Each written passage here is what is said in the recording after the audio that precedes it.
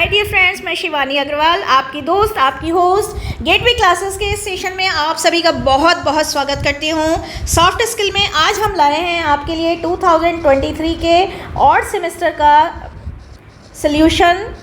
AKTU examination जो हुआ था उसका सॉल्यूशन लेकर आए हैं। बहुत ही वाइडली हमने इसमें डिस्कस करा है और आप सब ने हमें पिछले बार बहुत ज़्यादा प्यार दिया, बहुत ज़्यादा हमारे ऊपर ट्रस्ट दिखाया।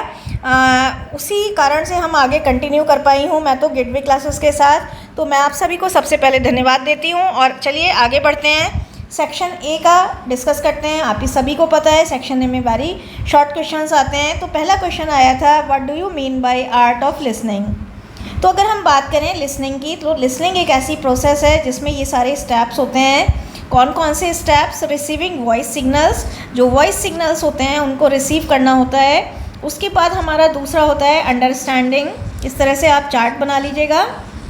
उसके बाद हमारा होता है, यानी कि हम पहले वॉइस सिग्नल को रिसीव करते हैं, ग्रहण करते हैं, फिर उन वॉइस सिग्नल्स को अंडरस्टैंड करते हैं और उसके बाद उनका इवैल्यूएशन करते हैं। कि इवैल्यूएशन का मतलब मूल्यांकन करते हैं कि कितना हमें समझ में आ गया है, क्या मतलब है। मूल्यांकन का मतलब है what is the meaning of the signals. फिर उनका हम ट्रांसलेशन करते हैं, translate the message into meaning, यानी कि मैसेज को मीनिंग में कन्वर्ट करते हैं, कन्वर्जन, ट्रांसलेशन या कन्वर्जन करते हैं। और उसके बाद जब हम ये सारी चीज़ें, चारों चीज़ें कर चुके होते हैं तो हम रिएक्शन देते हैं, रिस्पॉन्ड करते हैं मैसेज को about how much of the message is grasped by us. कितना मैसेज हमें ग्रास्प हो गया है, कितना मैसेज हम of about how much we could understand the message, कितना मैसेज हमें समझ में आ गया है। इस तरह से हम बाद में रिएक्शन भेजते हैं इन फॉर्म ऑफ फीडबैक। तो लिसनिंग जो है वो इतने सारे स्टेप्स इसमें इन्वॉल्व होते हैं। Receive, understand, evaluate, translate the message into meaning, reaction, sending reactions and sending reactions in form of feedback. अब अगला क्वेश्चन आया था, एंटोनिम लिखना था। एंटोनिम का मतलब होता है अपोजिट, अपोजिट का मतलब होता है विलोम शब्द। कॉशियस का आया था इनकॉशियस और रेकलेस हो सकता है। क्रूक्ड का ऑनेस्ट होता है, ऑप्टिमिस्ट का पैसिमिस्ट होता है, जनरस का इनजेनरस होता है, ये गलत हो गया है, इनजेनरस या सेल्फिश। एक बात और यहाँ बताना चाहेंगे, बहुत सारे एंटोनिम्स और सिनोनिम, होमोफोन्स की लिस्ट हमने अलग से वीडियो बना दी है, आप वो भी देख लीजिएगा। अगला क्वेश्चन है, what do you understand by the term Ted talk. Ted जो है ये एक एक्रोनिम है। एक्रोनिम जब वो होता है जिसका हर लेटर अपने आप में कुछ ना कुछ कहता है।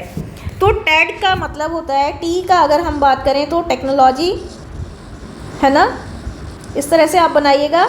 ई का एंटरटेनमेंट और D for design. Ted talks होती क्या थी? रिकॉर्डेड पब्लिक स्पीकिंग प्रेजेंटेशन होते थे। देखिए, याद रखिएगा, पब्लिक स्पीकिंग प्रेजेंटेशन जो रिकॉर्डेड फॉर्म में होते थे। और इनको क्यों तैयार करा जाता था? That are prepared to cover annual or satellite based events. इनको एनुअल इवेंट्स या सैटेलाइट बेस्ड इवेंट्स को कवर करने के लिए, रिकॉर्ड करने के लिए तैयार किया जाता था। अब अगर हम बात करें सैटेलाइट बेस्ड इवेंट्स की, तो मैं आपको समझाना चाहूँगी। For example, some cricket match is going on in any part of country, तो उसका लाइव टेलीकास्ट या लाइव ब्रॉडकास्ट सभी देशों तक पहुंचाने के लिए जो इवेंट्स रिकॉर्ड करे जाते थे या जो कमेंट्री रिकॉर्ड करी जाती थी उसे टेड टॉक बोलते थे। इसमें मोटिवेशनल टॉपिक्स भी हो सकते थे और बेसिकली क्या है, annual events, satellite based events या मोटिवेशनल टॉपिक्स को किस तरह से हम रिकॉर्ड करते थे? By using the technology, by using some entertainment and by using specific design. तो टेड टॉक क्या है? इसमें देखिए, छोटे से क्वेश्चन में कई सारी चीज़ें हैं जो आपको याद रखनी होंगी। रिकॉर्डेड पब्लिक स्पीकिंग प्रेजेंटेशन थे जो किसके लिए प्रिपेयर करे जाते थे? एनुअल इवेंट को कवर करने के लिए, सैटेलाइट बेस्ड इवेंट को कवर करने के लिए, मोटिवेशनल टॉपिक्स को कवर करने के लिए, by using the elements of technology, entertainment and design. Technology, entertainment and design, ठीक है। टेड टॉक कब स्टार्ट हुए to record? In 1984। TED talk are started to record in 1984। यानी ये भी ध्यान रखना है कि टेड टॉक जो है वो 1984 में रिकॉर्ड होना स्टार्ट हुए। यानी इनका जो प्रचलन हुआ, TED talk came into fashion, came into vogue in in 1984। अगला क्वेश्चन आया था, इसमें सफिक्स ऐड करना था। एडमिट, एडमिट का जो है वो एडमिटेंस हो सकता है या एडमिटीज़ भी होता है, और कंज्यूम का कंज्यूमर या कंज्यूमिंग। अगला क्वेश्चन आया था, what is assimilation, what is assimilation in reference to reading style. मैं आपको बता दूं, असाइमिलेशन एक रीडिंग का टाइप होता है, रीडिंग की टेक्निक होती है, और असाइमिलेशन एक काइंड ऑफ रीडिंग है। While reading when we try to make a mental map of whatever we have read. जब हम एक मेंटल मैप बनाना चाहते हैं, यानी जो भी कुछ हमने पढ़ा है उसके दिमाग में एक पिक्चर अंकित करना चाहते हैं, मेंटल मैप वर्ड जो है वो याद रखेगा, तो इसको कहते हैं असाइमिलेशन। मैं आइए आपको बता देती हूँ, असाइमिलेशन का मतलब होता है आत्मसात करना। In other words, assimilation means to visualise, visualise करना यानी मेंटल मैप तैयार करना, वट वी हैव रेड, जो भी कुछ हम पढ़ चुके हैं उसको दिमाग में अंकित करना, मेंटल मैप बनाना, विजुलाइज करना। एग्जाम्पल, जब हम when we say that we have understood a concept, a formula, a table, a graph, तो आफ्टर रीडिंग सम कंटेंट, जब हम कोई कंटेंट पढ़कर हम ये कहते हैं कि हमें एक कॉन्सेप्ट समझ में आ गया, एक फार्मूला समझ में आ गया, एक टेबल समझ में आ गई, एक ग्राफ समझ में आ गया, तो वी हैव एक्चुअली डन असाइमिलेशन, हम वास्तव में असाइमिलेशन कर रहे होते हैं। तो असाइमिलेशन में बेसिकली दो ही कीवर्ड हैं, मेंटल मैप तैयार करना और विजुलाइजेशन करना। एक चीज़ और याद रखने वाली है, content learning through assimilation remains in our long term memory. जो कंटेंट हम असाइमिलेशन में याद करते हैं वो हमारी लॉन्ग टर्म मेमोरी में कायम रहता है, हम जल्दी से उसे भूल नहीं पाते हैं, बहुत टाइम बाद हम उसे, मतलब काफ़ी टाइम तक भी वो हमें याद रहता है। जैसे आपने नोटिस करा होगा, जो टेबल आपको मम्मी ने मार मार के डांट डांट कर याद करवाए थे, वो टेबल अभी तक भी आपको एफर्टलेसली याद हैं। ठीक है, मेरे को तो बहुत मार पड़ी थी, आपको भी डांट पड़ी होगी डेफिनेटली। या जो फार्मूलाज आपको आपके टीचर बड़ा डांट डांट कर पहले दिन, कॉलेज के पहले दिन याद कराते हैं ना, वो आपको हमेशा याद रहते हैं। तो इस तरह से जब हम मेंटल मैप बनाते हैं या फिर हम क्या करते हैं, विजुलाइजेशन करते हैं, तो वो होता है असाइमिलेशन। और आपको कि ये याद रखना है कि रीडिंग का टाइप है, रीडिंग की टेक्निक है, रीडिंग की टेक्नोलॉजी है। अगला क्वेश्चन आया था, state the role of clarity and fluency in public speaking. अब की बार के लिए भी इम्पॉर्टेंट है ये question, role of clarity in speaking. तो ये हेडिंग है आपका, क्लैरिटी क्या होता है, क्लैरिटी का क्या होता है। अगर आप क्लैरिटी मेंटेन करते हैं तो क्लैरिटी आपके पर्पस को डिफाइन करती है। The more purposeful you will B, the more impressively you will attract your audience. और फिर आगे क्या है, जितना ज़्यादा पर्पसफुल आपका कॉन्वर्सेशन होगा, जितना ज़्यादा आप पर्पसफुल आपकी पब्लिक स्पीकिंग में हो, आप जितने ज़्यादा पर्पसफुल होंगे उतना ही ज़्यादा इम्प्रेसिवली आप अपनी ऑडियंस को अट्रैक्ट कर पाएंगे, लॉन्ग टाइम के लिए अट्रैक्ट कर पाएंगे। अगला है क्लैरिटी इंगेजेस लिसनर्स। क्लैरिटी है तो लिसनर्स जो है वो आपकी स्पीच में इंगेज रहेंगे, डाइवर्ट नहीं हो पाएंगे। और क्योंकि अगर जहाँ भी क्लैरिटी थोड़ी सी ख़त्म हो जाती है वहाँ लोगों का ध्यान जो है वो डाइवर्ट होने लगता है। तो क्लैरिटी जो है वो आपके ऑडियंस को कनेक्ट रखती है, इंगेज रखती है। Clarity enables persuasion. क्लैरिटी जो है वो परसुएशन को भी इनेबल करती है। परसुएशन का मतलब, अगर आप क्लियर हैं तो आप लोगों को परसुएट कर सकते हैं। परसुएट का मतलब होता है उनको कन्विंस कर सकते हैं, उनको उन पर जोर डाल सकते हैं अपने आइडिया को मनवाने के लिए। Clarity avoids misinterpretation. कोई भी मिसइंटरप्रिटेशन नहीं याद रहता है तो मिसअंडरस्टैंडिंग्स लिख सकते हैं। क्लैरिटी से मिसअंडरस्टैंडिंग्स नहीं आ पाती हैं, डाउट्स नहीं आ पाते हैं। तो ये सारे रोल हैं क्लैरिटी के। Role of fluency in public speaking. Fluency क्या करती है, आपका कॉन्फिडेंस दिखाती है। जितने फ्लुएंट होंगे आप, फ्लुएंट का मतलब होता है धारा प्रवाह, मतलब बिना रुके बोलना। तो फ्लुएंसी आपका कॉन्फिडेंस लेवल दिखाती है। फ्लुएंसी शोज़ योर ग्रिप, आपकी पकड़ दिखाती है, आपकी इंटेलिजेंस दिखाती है, आपका गुड कमांड ओवर लैंग्वेज दिखाती है, आपका डीप इंसाइट यानी गहरी परख दिखाती है ऑन द सब्जेक्ट मैटर। तो ये सारे इसमें हैं। व्हाट इज़ स्ट्रेस मैनेजमेंट, ये क्वेश्चन आपकी जो है वो सेक्शन सी में आएगा, लॉन्ग क्वेश्चन में आएगा। Stress management is the technique tool strategy. ये थोड़ा सा गलत हो गया है, स्ट्रैटेजी कर लीजिएगा। तो ये एक स्ट्रैटेजी है, स्पेसिफिक प्लानिंग है, टेक्निक है, टूल है किसके लिए? To reduce those negative impact that causes stress.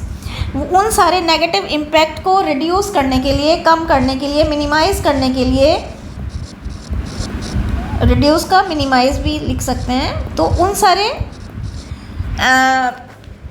एक नेगेटिव इम्पैक्ट को रिड्यूस, मिनिमाइज, मिटिगेट करने के लिए एक specific planning, specific strategy, tool, technique है। It also involves therapies. इसमें थेरेपीज़ भी होती हैं that are design to help people to control their stress. इसमें कुछ थेरेपीज़ भी होती हैं जो स्पेसिफिकली डिज़ाइन की जाती हैं, बनाई जाती हैं लोगों को उनका स्ट्रेस कंट्रोल करने में हेल्प करने के लिए। तो इस तरह से ये हमारा सेक्शन ए यहाँ पर समाप्त होता है। अटेम्प्ट एनी 3, सेक्शन बी है attempt any 3 of the following, answer briefly with suitable example. Compound sentence, देखिए इस बार के लिए अगर हम बात करें तो फ्रेज़ आ सकता है और इसमें होमोफोन्स आ सकते हैं, होमोनिम्स आ सकते हैं,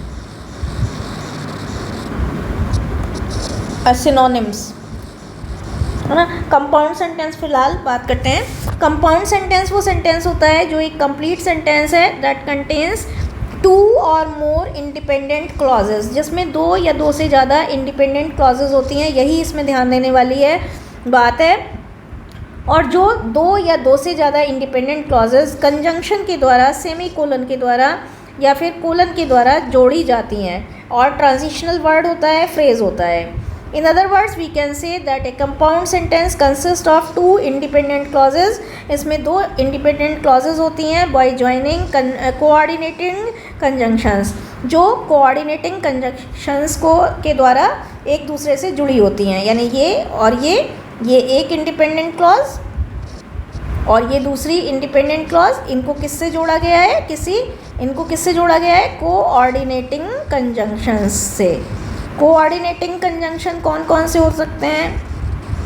एंड, और, बट, है ना। एग्जाम्पल भी दिया है, एग्जाम्पल जरूर लिख कर आया करिए जब भी कंपाउंड सेंटेंस कुछ भी पूछा जाए आपसे, तो आप एग्जाम्पल देखिए, जितने ज़्यादा एग्जाम्पल आप कोट करेंगे उतना ही ज़्यादा आपका, एक तो आपको लिखने के लिए बहुत सारा मटेरियल मिल जाएगा, दूसरी बात यह है कि एग्जाम्पल का मतलब होता है बच्चे ने बहुत ध्यान से पढ़ा है, उसको बिल्कुल उसने आत्मसात असाइमिलेशन कर लिया है। The pirate captain lost her treasure map, but she still found the buried treasure. तो the pirate captain lost her treasure map, ये एक independent clause है, और she still found the buried treasure ये दूसरा independent clause है। इसे किससे हमने join करा है? coordinating conjunction से। अब आते हैं प्रीफिक्स और सफिक्स क्या है, मेरा फेवरेट रहता है। प्रीफिक्स एक लेटर है, ग्रुप ऑफ लेटर्स है that are ended in the beginning of a word, that are added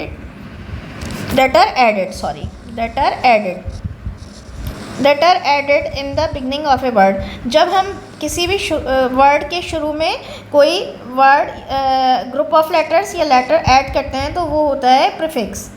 pre का देखिए, प्री का मतलब ही है, प्री का मतलब क्या होता है? पहले, प्री बोर्ड, है ना, pre board, pre wedding shoot. तो प्री भी अपने आप में क्या है? प्री, अगर प्री आ जाता है तो प्री वेडिंग लिख देना, प्री बोर्ड लिख देना। तो फिलहाल हम बात कर रहे हैं प्रीफिक्स की। तो प्रीफिक्स एक लेटर है या ग्रुप ऑफ लेटर्स है that are added in the beginning of a word. क्यों? To change the meaning of the word या to form a new word. एक नया वर्ड फॉर्म करने के लिए, फॉर्म का मतलब बनाने के लिए, या वर्ड का मीनिंग चेंज करने के लिए। फॉर एग्जाम्पल, अन जो है वो प्रीफिक्स है, फ्रेंड में जोड़ा हमने तो अनफ्रेंड हो गया, इन कंप्लीट में जोड़ा तो इनकम्प्लीट हो गया, मैच में जोड़ा तो मिस मैच हो गया। सफिक्स क्या है? लेटर है, ग्रुप ऑफ लेटर्स है जो ऐड करा जाता है, कहाँ ऐड करा जाता है? In the end of a word. क्यों करा जाता है? To change the meaning of the word, to form a new word, to introduce a new word, to introduce a new word, ये भी लिख सकते हैं। अब एग्जाम्पल है ly, ब्राइटली, ly, ब्राइट के बाद ly जोड़ा तो ब्राइटली, नेस बोल्ड में बाद में जोड़ा, इन द एंड लिखा है ना तो बोल्डनेस, फुल वंडर में आगे जोड़ा फुल तो वंडरफुल। होमोनिम्स क्या होते हैं? Homophone are the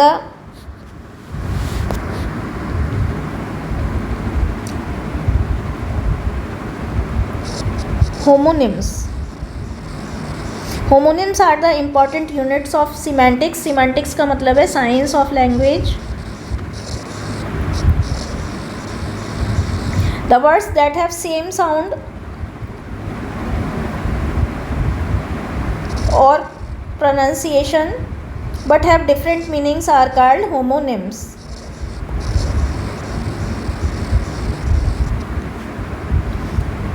Homonyms generate difficulty in understanding. थोड़ा सा इसमें गलत हो गया है, मैं फिर से रिवाइज करवा देती हूँ. The words that have same sounds, pronunciation and also have same spellings. Homonyms generate difficulty in understanding. ये एग्जाम्पल गलत हो गए हैं. जैसे बैंक है, बैंक का मतलब किनारा भी होता है और बैंक का मतलब क्या होता है, एक फाइनेंशियल इंस्टीट्यूशन, एक वित्त संस्था है ना, जैसा जहाँ हम अपना पैसा जमा कराते हैं. तो एक बार ज़रा सा फिर से देख लीजिए. होमोनिम्स क्या है, that important unit of semantics तो है ही.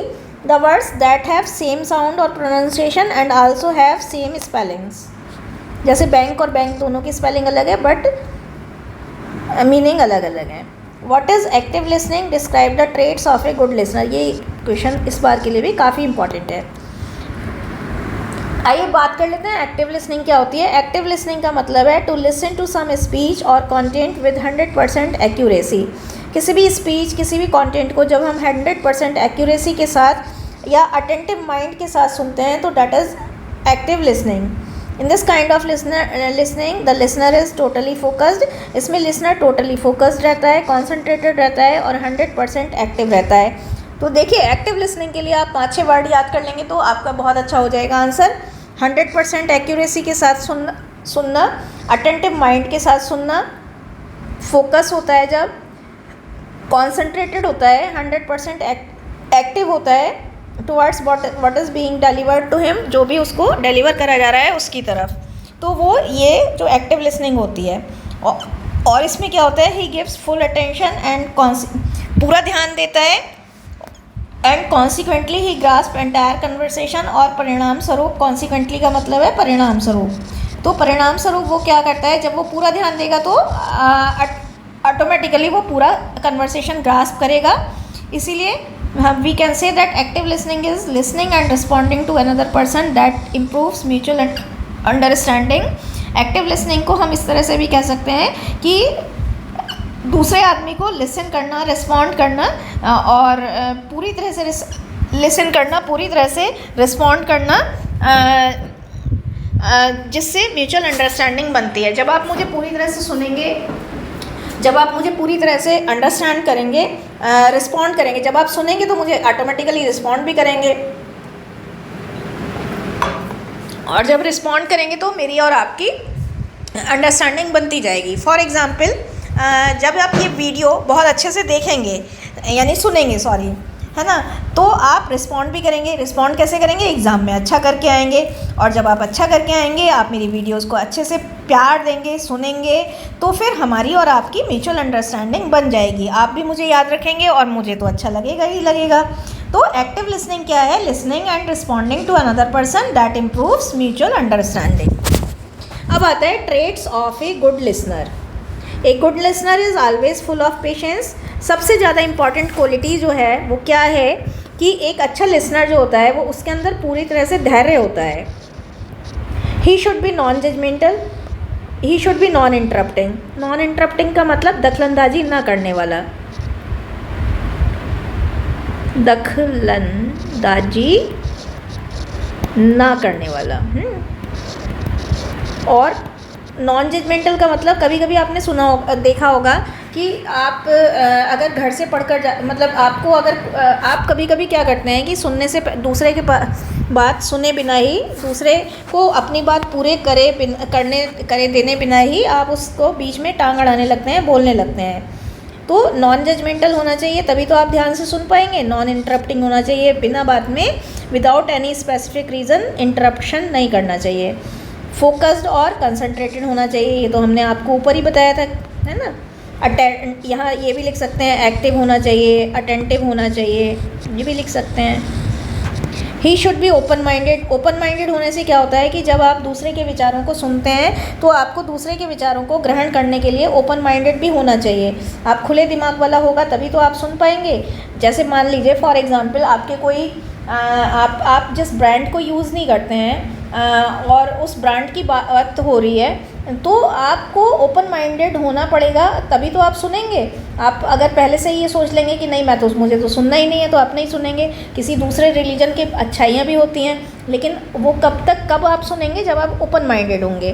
तो ओपन माइंडेड होना भी ज़रूरी है। रेडी टू लिसन टू, हमेशा सुनने के लिए तैयार रहना चाहिए, और एंथुसियास्टिक होना चाहिए, जोशीला होना चाहिए, ज़ील होना चाहिए, उसमें जोश होना चाहिए। नॉन पार्शियल होना चाहिए, अनप्रिजुडाइज्ड होना चाहिए, अनबायस्ड होना चाहिए।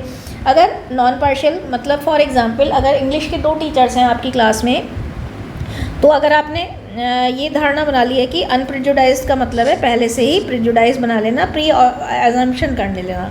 प्री एजम्पशन का मतलब है पहले से ही किसी के बारे में ये विचारधारा बना लेना कि ये अच्छा नहीं पढ़ाएगा, मैडम तो बहुत सख्त हैं। तो इस तरह की अगर विचारधारा बनाओगे तो आप सुन ही नहीं पाओगे उसे। तो अनबायस्ड का मतलब भी ये है कि किसी का फेवर नहीं करना है आपको। 2 लोग हैं अगर, दोनों की बात को ध्यान से सुनना है। और नॉन पार्शियल का मतलब तो आपको पता ही होगा।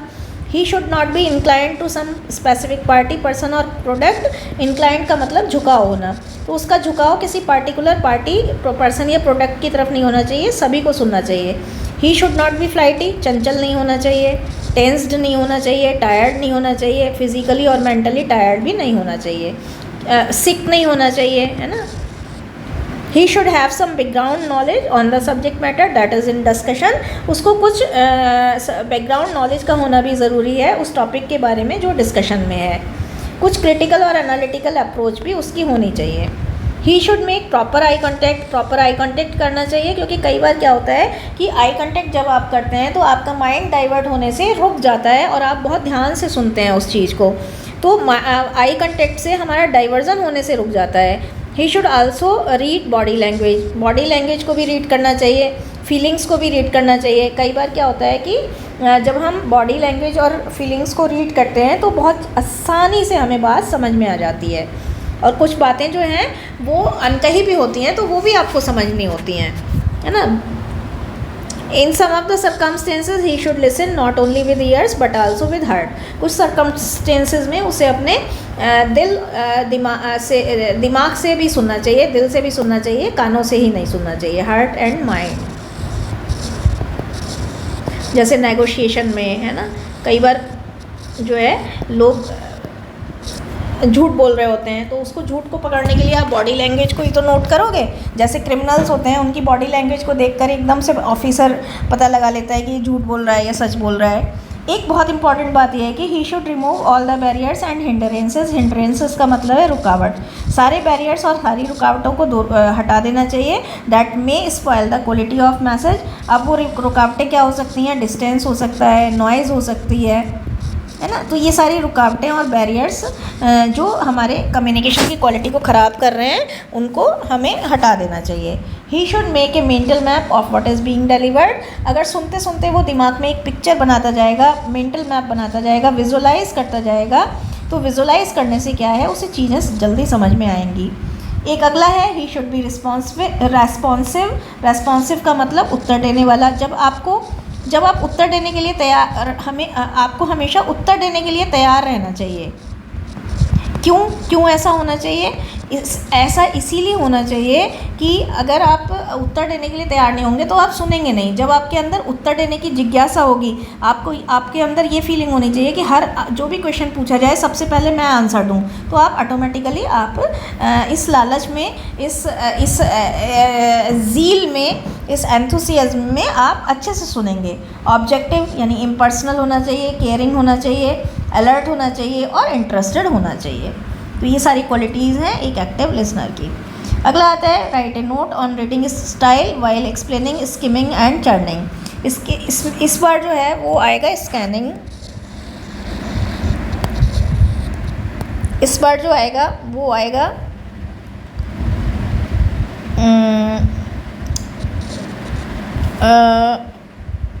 और भी हैं बहुत सारे, वो आएंगे। स्कैनिंग तो आएगा ही। इंटेंसिव और एक्सटेंसिव, ये बहुत इम्पॉर्टेंट है इस बार के लिए। बहरहाल आप तो पूरा ही तैयार करिएगा। Reading is the process of, reading होता क्या है? रीडिंग एक ऐसी प्रक्रिया है जिसमें हम ट्रांसलेट लेटर्स या अदर सिंबल्स, जिसमें हम सिंबल्स को और लेटर्स को ट्रांसलेट करते हैं मीनिंगफुल इन्फॉर्मेशन में, यानी कन्वर्ट करते हैं सिंबल्स को। अब सिंबल्स क्या होते हैं? ये सिंबल है ना, ये सिंबल, ये सिंबल। तो सिंबल्स को और लेटर्स को जब हम मीनिंगफुल इन्फॉर्मेशन में ट्रांसलेट करते हैं for the purpose of understanding, for the purpose of using it in our daily life for various purposes, so this is called reading. Skimming क्या है? Skimming is sometimes referred to as gist. Gist का मतलब होता है सारांश, summary, सार। तो skimming का मतलब है सार निकालना, सारांश निकालना। Means going through the text to grasp the main idea.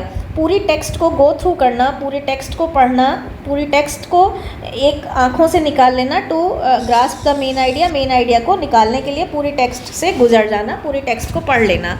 Here the writer does not pronounce each word of the text. यहाँ पर रीडर जो है वो एक एक वर्ड करके नहीं पढ़ता, बल्कि अपना अटेंशन फोकस करता है ऑन द मेन थीम और कोर ऑफ द टेक्स्ट। वो अपना अटेंशन जो है वो कोर ऑफ द टेक्स्ट पर या फिर जो है मेन थीम पर फोकस करके चलता है। तो इस तरह से ये जो है, इसमें क्या होता है कि हर वर्ड पर अपना फोकस नहीं करता है वो, बल्कि क्या करता है, उसका जो फोकस होता है वो मेन थीम तक पहुंचना होता है, कोर ऑफ द टेक्स्ट तक पहुंचना होता है। This is a type in which we try to get an idea about the book. ये एक ऐसा टाइप है जिसमें हम बुक का एक आइडिया गैदर करने की कोशिश करते हैं। हम इधर उधर पढ़ते हैं, we read here and there leaving some portions in between. हम बीच बीच में कुछ पोर्शंस को छोड़ते हुए पढ़ते हैं। This helps to give a rough idea about the text. इससे क्या होता है, हमें एक रफ आइडिया हो जाता है, टफ नहीं है, ये रफ है। इससे हमें एक रफ आइडिया हो जाता है टेक्स्ट के बारे में। For example, to sort out the book of our test from library. जब हम अपने टेस्ट की बुक लाइब्रेरी से निकालते हैं तो हम क्या करते हैं, बहुत सारी बुक्स को उलट पलट कर देखते हैं, यानी कि we read from here and there, और उसके बाद हमें पता चल जाता है कि ये बुक किसके बारे में है, अच्छी लगेगी या नहीं। चर्निंग क्या है? चर्निंग एक स्पेसिफिक टेक्निक है, रीडिंग टेक्निक है। चर्निंग का मतलब होता है इंटरप्रिटेशन और इन्फेरेंस। अब इंटरप्रिटेशन में क्या होता है? इंटरप्रिटेशन का मतलब है to get the summary of all the important points, सारे इंपॉर्टेंट पॉइंट्स की समरी लेना। और इन्फेरेंस का मतलब है to read between the lines. अगर हम बात करें रीड बिटवीन द लाइंस की, तो इसका मतलब है छिपा हुआ अर्थ निकालना, छिपा हुआ अर्थ निकालना। Understanding those facts that are hidden and not stated openly. Stated का मतलब कहना, वो फैक्ट्स अंडरस्टैंड करना जो छुपे हुए हैं और जो ओपनली नहीं कहे गए हैं। तो चर्निंग में दो चीज़ें होती हैं, इंटरप्रिटेशन और इन्फेरेंस। इंटरप्रिटेशन का मतलब है to get the summary of all the important points, सारे इंपॉर्टेंट पॉइंट्स की समरी लेना। और इन्फेरेंस में वो चीज़ों का अर्थ निकालना that are not directly stated, that are not directly said. Stated की जगह सेड भी आ सकता है। अगला क्वेश्चन आया था सेक्शन बी में, explore the nuances and methods of speech delivery in presentation. बहुत इंपॉर्टेंट क्वेश्चन है इस साल के लिए, 2023 के एंड सेमेस्टर एग्जामिनेशन के लिए। Good planning is the backbone of good presentation. अच्छी प्लानिंग एक अच्छे प्रेजेंटेशन का बैकबोन है। बैकबोन का मतलब रीढ़ की हड्डी है। More important is how you deliver your words. ज़्यादा इंपॉर्टेंट क्या है कि आप अपने वर्ड्स को कैसे डिलीवर करते हैं। The method of voice delivery, यानी कि आपका वॉइस डिलीवरी का method. It is of course the power of speech that turns a dull and uninteresting content into a highly interesting and impressive one. Power of speech, speech की power ही होती है, speech की technique होती है, एक style होता है जो एक मरे से मरे, डल से डल, अनइंटरेस्टिंग से अनइंटरेस्टिंग कंटेंट में, मरे हुए कंटेंट में, डाइंग कंटेंट में जान डाल देता है और उसे हाईली इंटरेस्टिंग और हाईली इम्प्रेसिव बना देता है। आपने देखा होगा कि कुछ लोग जो है वो जोक कहते हैं तो साधारण से साधारण जोक में जान आ जाती है। जैसे कपिल शर्मा जो है वो जब छोटी सी बात भी बोलता है, या कुमार विश्वास जो है वो छोटी सी बात भी बोलते हैं तो जान आ जाती है। और कई बार हमें आता नहीं है क्योंकि पावर ऑफ हमारी स्पीच डिलीवरी इतनी अच्छी नहीं है, तो हम अच्छा से अच्छा जोक बोलते हैं तो लोग हंसते ही नहीं है ना, हमें ही हंसना पड़ता है अपने जोक्स के ऊपर। ऐसा हुआ है कभी आपके साथ? चलिए आगे चलते हैं। 4 मेथड्स ऑफ डिलीवरी। मैनस्क्रिप्ट है, मेमोराइजेशन है, इम्प्रॉम्प्टू है, एक्सटेम्पोर है। आइए एक एक करके पढ़ लेते हैं। मैनस्क्रिप्ट। मैनस्क्रिप्ट वो मेथड है in which we have everything in written. हमारे पास हर चीज़ लिखित में होती है। स्क्रिप्ट का मतलब ही है कि हमारे पास स्क्रिप्ट होती है, हाथ में हमारे पास स्क्रिप्ट होती है। Every word is well planned and sequentially arranged. जब हर चीज़ हमारे पास लिखित में होती है, तो क्योंकि लिखित में करने से पहले हमने बहुत अच्छे से स्टडी कर लिया होता है, ड्राफ्टिंग कर ली होती है फाइनल ड्राफ्ट बनाने से पहले, तो हर वर्ड पूरी तरह से वेल प्लान्ड होता है, सीक्वेंशियली अरेंज्ड होता है। तो इस तरह से we have every word written on a piece of paper. हमारे पास हर वर्ड एक्सेसिबल होता है, एक पेपर पर लिखा हुआ होता है। We have proper notes in advance. अब जो मैनस्क्रिप्ट मेथड है वो कहाँ यूज़ करा जाता है? दिस मेथड इज़ यूज्ड कब करा जाता है? When the idea is complicated, जब आइडिया डिफ़िकल्ट होता है ना, या कॉम्प्लिकेटेड होता है, टेंगल्ड होता है, उलझा हुआ होता है, कॉम्प्लिकेटेड होता है। Where there is database information, जब डाटाबेस इंफॉर्मेशन होती है। डाटाबेस इंफॉर्मेशन का मतलब है जब टेबल्स होती हैं लंबी लंबी, है ना, या फिर हमारा रूल्स और रेगुलेशंस की लिस्ट होती है ना, लिस्ट्स होती है, तो टेबल्स और लिस्ट। तो डाटाबेस इंफॉर्मेशन जब होता है तब भी हमें जो है उसकी ज़रूरत होती है मैनस्क्रिप्ट मेथड की, क्योंकि इतनी लंबी टेबल्स, इतने लंबा डाटा, इतनी लंबी list we are not suppose to learn. Advantages क्या हैं इसके? The speaker has access to every word. Speaker को हर वर्ड के ऊपर पहुंच होती है, हर वर्ड उसके पास होता है on a piece of paper. No guess work और मेमोराइजेशन इज़ रिक्वायर्ड। किसी भी गैस वर्क या मेमोराइजेशन की ज़रूरत एज सच नहीं होती है। This method helps the speaker to be confident. ये मेथड जो है वो स्पीकर की हेल्प करता है कॉन्फिडेंट फील कराने में उसे, क्योंकि उसके पास हर वर्ड पर उसकी एक्सेस होती है, उसको कोई मेमोराइजेशन, कोई गैस वर्क नहीं करना होता है। लेकिन अगर हम बात करें डिसएडवांटेजेस की, तो आई कांटेक्ट इसमें हैम्पर्ड होता है, रुकावट बनती है, क्योंकि हर समय हमारा ध्यान कहाँ रहेगा? पीस ऑफ पेपर पर रहेगा। Our eyes will be fixed on the pieces of paper. Wrong pronunciation, improper flow of speech में spoil the entire effect of presentation. अगर हमारे पास कंटेंट तो बहुत अच्छा लिख लाए हैं हम पेपर पर, लेकिन हमारा प्रोनाउंसिएशन वीक हो जाता है, इम्प्रॉपर हो जाता है, या इम्प्रॉपर फ्लो है, तो सारी की सारी स्पीच का जो प्रभाव है, जो इफ़ेक्ट है, इम्पैक्ट है, वो ख़त्म हो जाता है। अगला आता है हमारा मेमोराइजेशन। अगला जो मेथड है, मोड है, वो है memorisation. Memorised speech is fully prepared in advance. ये पूरी तरह से एडवांस में प्रिपेयर होती है। For this the speaker does not use any notes. इसमें स्पीकर को कोई भी नोट्स का यूज़ नहीं करना होता है। लेकिन एक बात यहाँ पर ध्यान देने वाली है कि memorization of speech is not like memorization of poem word to word exactly as in written. अगर हम बात करें कि मेमोराइजेशन ऑफ स्पीच का मेमोराइजेशन ऐसा नहीं होता जैसे कि हमें टेबल्स या फिर पोएम रटनी होती है, पोएम मेमोराइज करनी होती है वर्ड टू वर्ड। तो इसमें करना क्या होता है?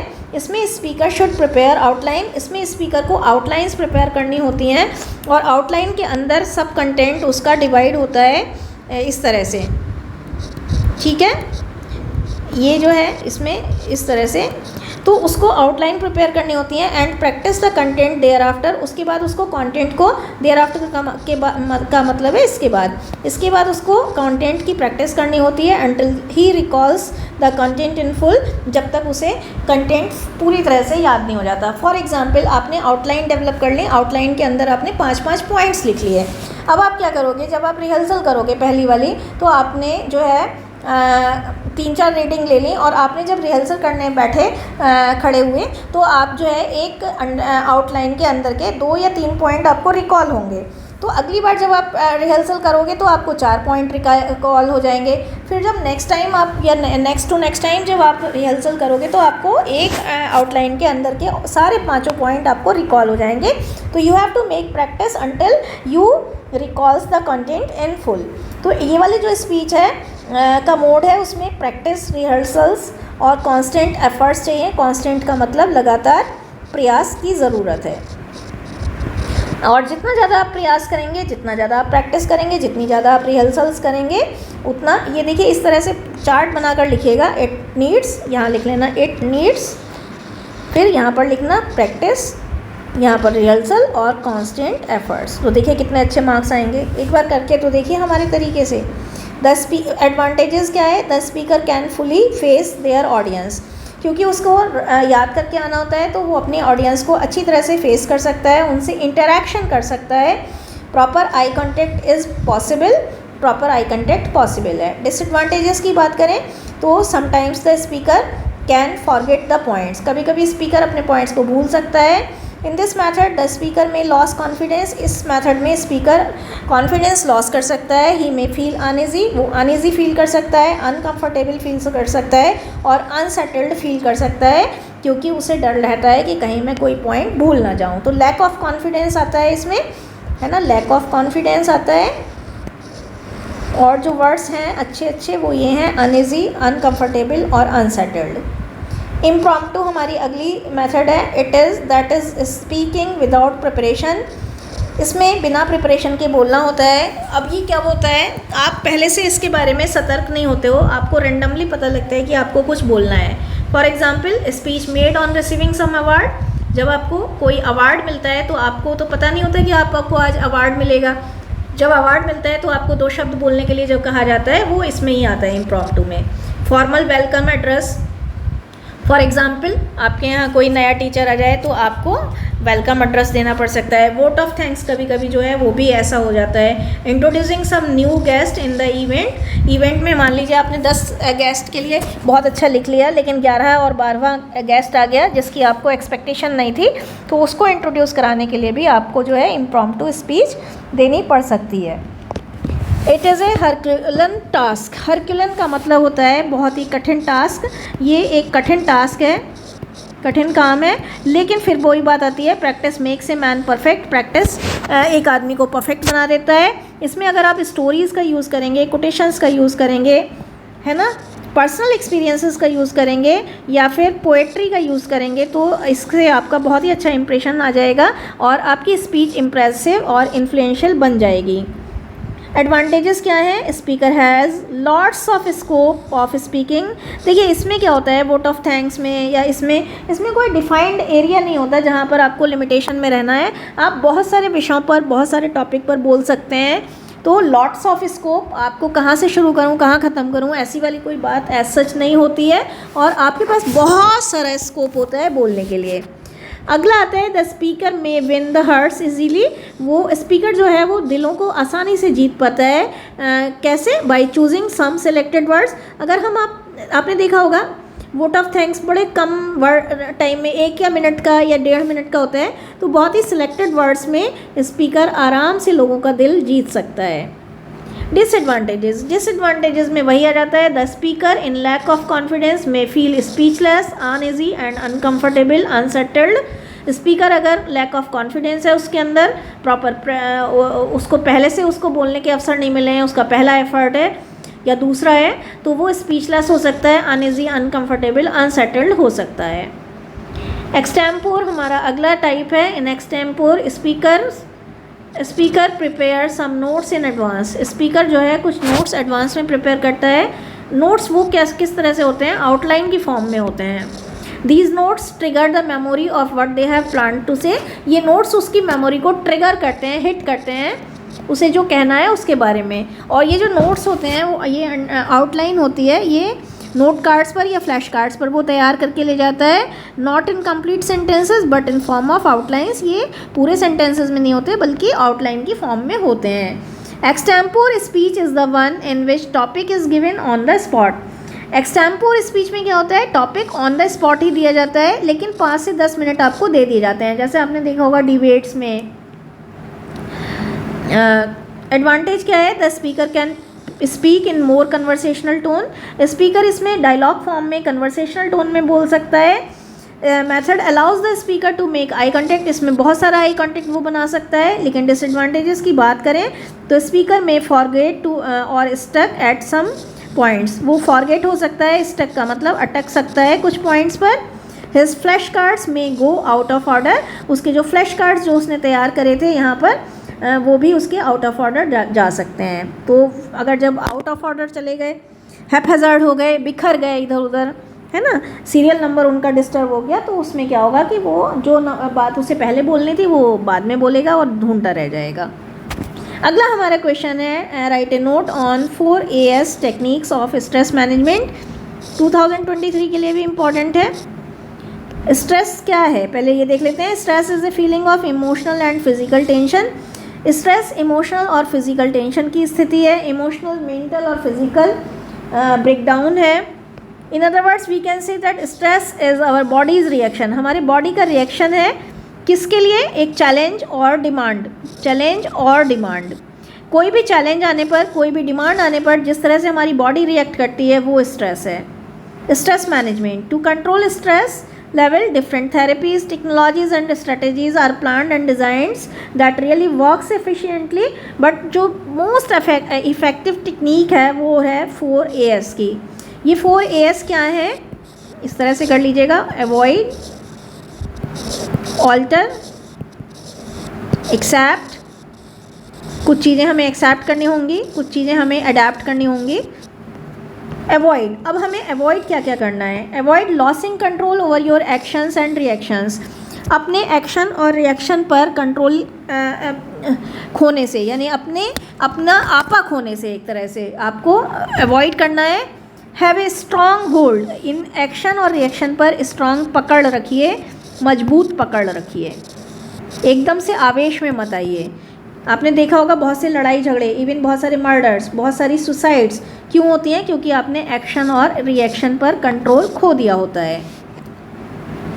अगला आता है avoid losing control over your patience, अगर आप धैर्य खो देंगे तो भी आपका लड़ाई झगड़ा हो जाएगा। तो avoid losing control over your patience, धैर्य पर कंट्रोल खोने से भी बचें, धैर्य बनाए रखें। Be cool and ready to take up challenges, cool बने रहें और चैलेंजेस का सामना करने से के लिए रेडी रहें।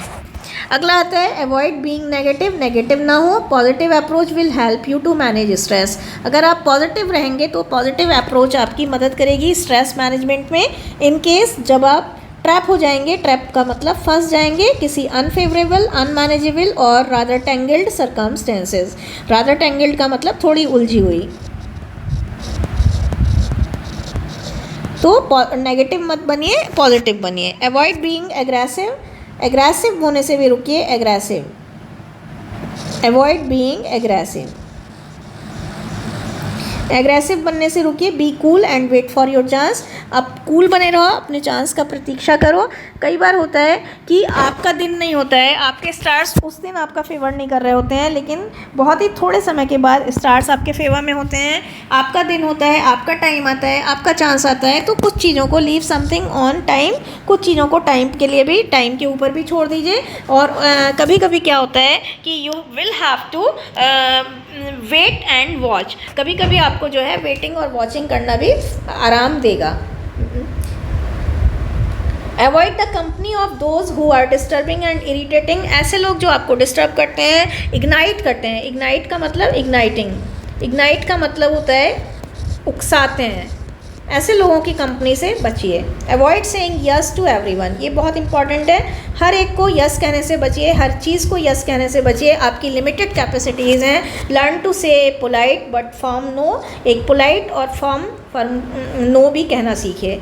अवॉइड प्रोक्रेस्टिनेटिंग थिंग्स, प्रोक्रेस्टिनेटिंग का मतलब है टालना। देखिए, अगर आप आज का काम आज ही कर लेते हैं तो चीज़ें बहुत आसान हो जाती हैं। आपने भी बहुत अपना रियल लाइफ में एक्सपीरियंस करा होगा, प्रैक्टिकली ये चीज़ एक्सपीरियंस करके देखी होगी कि अगर हम आज के काम को आज कर लेते हैं तो चीज़ें आसान हो जाती हैं।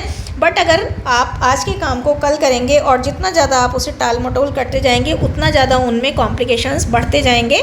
फॉर एग्ज़ाम्पल, मैंने आपको कहा है कि सॉफ्ट स्किल की आपको फ़ाइल प्रिपेयर करनी है, और अगर आप वो आज ही कर लेते हैं या कल तक कर लेते हैं तो आप बहुत आराम से कर पाएंगे। जैसे जैसे दिन बीतते जाएंगे आप पे एक तो बर्डन आता जाएगा, और बर्डन से ही स्ट्रेस आता है ना, और आपको वो कठिन भी लगने लगेगा। Avoid killing time in unnecessary and unproductive activities, जो अननेसेसरी बेकार फालतू के काम हैं, अनप्रोडक्टिव काम हैं, उनमें अपना टाइम किल करने से अपने आप को रोकिए।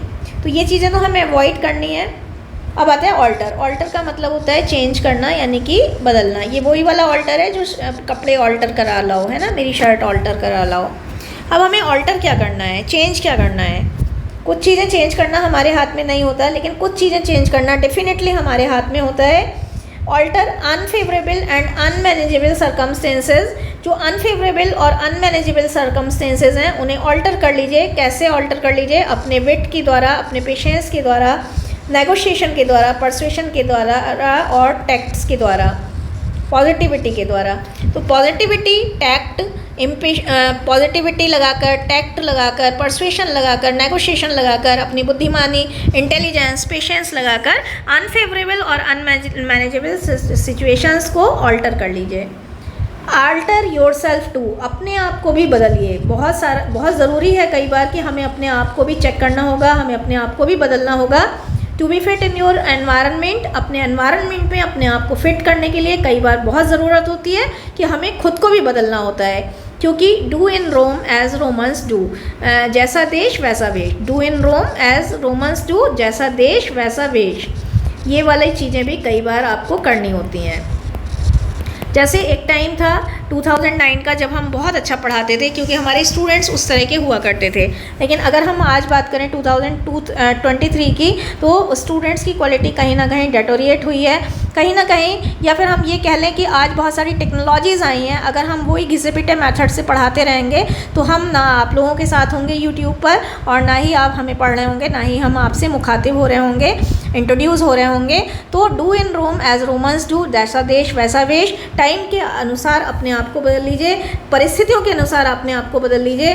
जैसी चीज़ें आपको मिल रही हैं उसके हिसाब से अपने आप को बदल कर भी देखिए चीज़ें कितनी आपके फेवर में आ जाएंगी।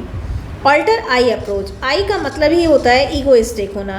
तो आई अप्रोच को बदलिए, यू अप्रोच को कायम रखिए, यानी कि टीम स्पिरिट को बनाकर रखिए। कॉर्पोरेट में तो वैसे भी टीम स्पिरिट का बहुत बड़ा योगदान है। तो टीम स्पिरिट, और टीम स्पिरिट से आप देखेंगे कि आपके आसपास का एनवायरनमेंट हेल्दी हो जाएगा। ऑल्टर इमोशनल आउटबर्स्ट, ये देखिए बहुत इंपॉर्टेंट है। भावुकता का जो बहाव है, भावुकता का जो बांध मत टूटने दीजिए, क्यों, और इसकी जगह क्या करिए, इमोशनल इंटेलिजेंस का यूज़ करिए, प्रोफेशनल मैच्योरिटी का यूज़ करिए। ये बहुत ज़्यादा इंपॉर्टेंट पॉइंट है कि ऑल्टर इमोशनल आउटबर्स्ट। कोई लोग देखा होगा आपने कि बहुत जल्दी रोने लगते हैं, बहुत जल्दी परेशान हो जाते हैं, बहुत जल्दी पॉजिटिव हो जाते हैं कि आपने तो उसको बहुत माना, उसने आपको धोखा दे दिया। तो देखिए प्रोफेशनल एनवायरनमेंट में ऐसा नहीं चलता है। इमोशनली आप इंटेलिजेंट सी का यूज़ कीजिए और प्रोफेशनल मैच्योरिटी का यूज़ करिए। अगला आता है एक्सेप्ट। क्या चीज़ें हमें एक्सेप्ट करनी है, कुछ चीज़ें हमें स्वीकार भी करनी है, क्योंकि आप हर चीज़ों को बदल नहीं सकते, हर चीज़ को अवॉइड नहीं कर सकते। कुछ ऐसी चीज़ होती हैं जो आपको एक्सेप्ट करनी होती हैं। Accept the people as they are. लोगों को एक्सेप्ट करना सीख जाइए जैसे वो हैं, और उसके लिए आपको क्या करना होगा, फॉरगिव करना होगा, क्षमा करना होगा, उनको माफ़ करना होगा। तो forgiving is an essential part of accepting the people. Accept करने के लिए आपको सबसे पहले उन्हें फॉरगिव करना होगा, माफ़ करना होगा, अपोलोजाइज़ करना होगा। एक्सेप्ट द चैलेंजेस, चुनौतियों को एक्सेप्ट करना सीख जाइए। As they come to you,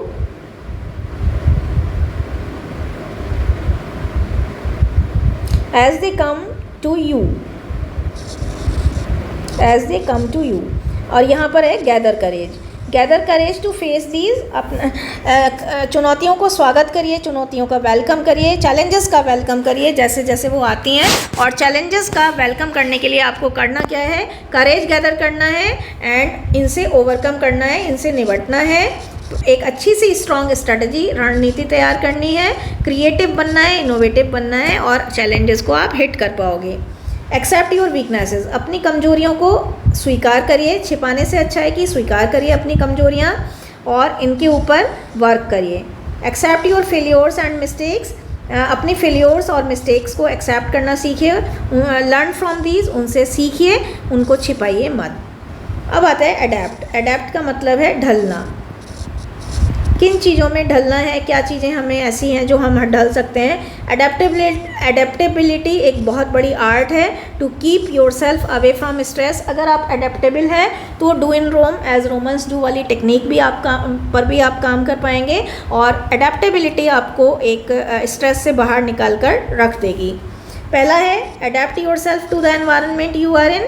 जिस तरह के एनवायरनमेंट में आप हैं उस तरह के एनवायरनमेंट में अपने आप को अडेप्टेबल बनाइए। जैसा आपने देखा होगा कि जब आप हॉस्टल में आते हैं शुरू में तो आप बहुत ही ज़्यादा परेशान होते हैं, लेकिन जब 4 साल बाद हॉस्टल से जा रहे होते हैं तो आप कई बार जो है वो जाना भी नहीं चाहते हैं और आप बहुत ज़्यादा दुख फील करते हैं। तो ये कैसे हुआ? क्योंकि आपने हॉस्टल लाइफ के अनुसार अपने आप को उसमें अडेप्टेबल बना लिया।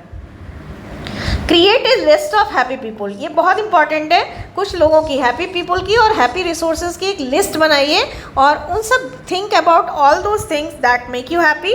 उन सब बातों के बारे में सोचिए जो आपको हैप्पी बनाते हैं। जैसे कि आप you can have a cup of tea और कॉफ़ी जब आपको स्ट्रेस हो, है ना। You can mingle with, you can call some near and dear friend, है ना, या टीचर को भी आप कॉल कर सकते हैं। तो कभी भी अपने आप को निराश मत होने दीजिए और हैप्पी पीपल और हैप्पी रिसोर्सेज की एक लिस्ट क्रिएट कर लीजिए।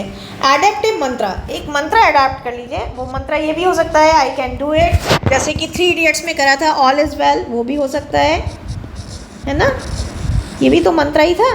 नथिंग इज़ इम्पॉसिबल, कुछ भी चीज़ इम्पॉसिबल नहीं है।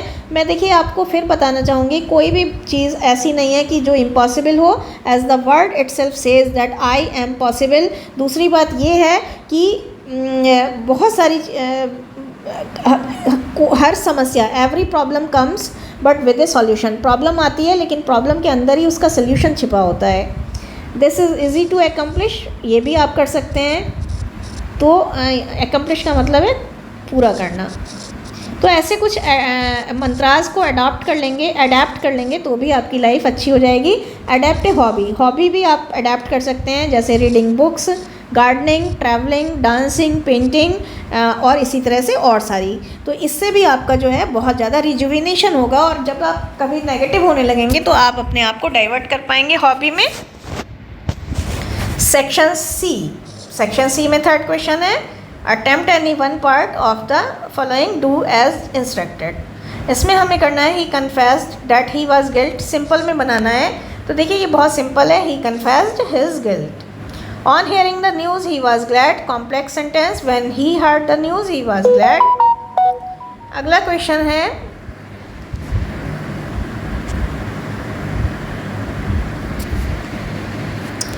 Make haste so as not to be late. Compound में बनाना है, मेक हेस्ट और you will be late.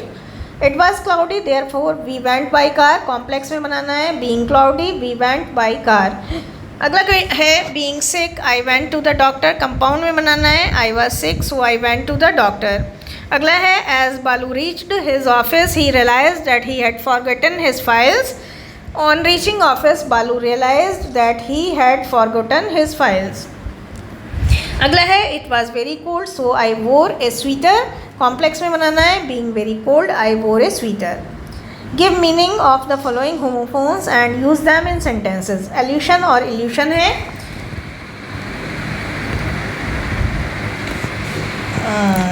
Allusion का मतलब होता है इंडिकेशन,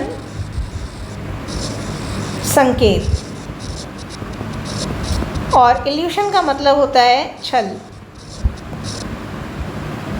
ठीक है। स्टेशनरी वाला ये जो है इसका मतलब होता है फिक्स्ड, और स्टेशनरी का मतलब होता है राइटिंग मटेरियल, यानी पेन, पेंसिल, लिखने पढ़ने का सामान। लिखने पढ़ने का सामान। अब सिनोनिम लेने हैं डिनाई का जो हो जाएगा सिनोनिम,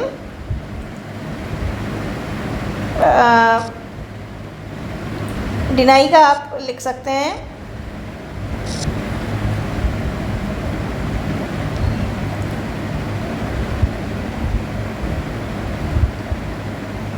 ये मैं कमेंट सेक्शन में बता दूंगी। सीज का है कैप्चर, ऑफुल का है टेरिबल, ये लिखने से छूट गए हैं।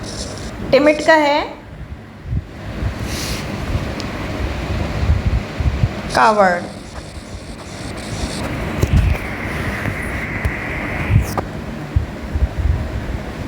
Attempt any one part of the following elucidates the techniques of note taking, बहुत इंपॉर्टेंट है इस बार के लिए।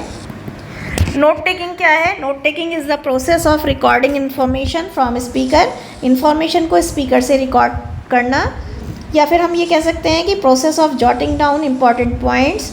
जॉटिंग डाउन का मतलब होता है लिखना। जॉटिंग डाउन करने की प्रोसेस कहाँ से? लेक्चर से, स्पीच से, प्रेजेंटेशन से।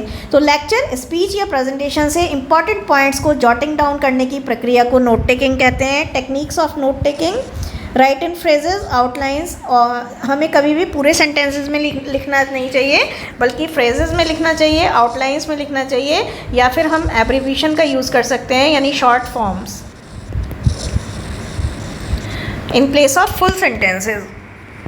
Take notes in your own paraphrase, अपने खुद की पैराफ्रेज में, अपनी खुद की व्याख्या में नोट्स लेने चाहिए, यानी आप जो समझ रहे हैं उसे अपने वर्ड्स में करके लिखिए। Structure your notes with headings, सब हेडिंग्स एंड लिस्टिंग्स, अपने नोट्स को हेडिंग, सब हेडिंग और लिस्टिंग में लिख लीजिए। कलर्स और सिंबल्स का यूज़ कर सकते हैं एम्फेसिस करने के लिए, यानी कि जोर देने के लिए। जहाँ पर हमें लगे कि कीवर्ड हैं, जहाँ पर लगे हमें की आइडियाज़ हैं, वहाँ पर हम क्या चीज़ का यूज़ कर सकते हैं? सिंबल्स और कलर्स का। अंडरलाइनिंग कर सकते हैं, सर्किल कर सकते हैं, स्टार बना सकते हैं, है ना, हाईलाइट कर सकते हैं की information, important examples, definitions, quotations और अदर इम्पॉर्टेंट पॉइंट्स को हाईलाइट करने के लिए। मिनिमाइज डिस्ट्रैक्शंस, जो डिस्ट्रैक्शन और बैरियर, जो रुकावटें हैं, हिंडरेंसेस हैं, उनको मिनिमाइज़ कर लीजिए, जैसे कि noise, distance, etcetera etcetera. Keep your self free from tension, ये भी ज़रूरी है कि आप अपने आप को टेंशन फ्री रखिए, फ्लाइटीनेस से फ्री रखिए, चंचलता। फटीग का मतलब है थकान से फ्री रखिए।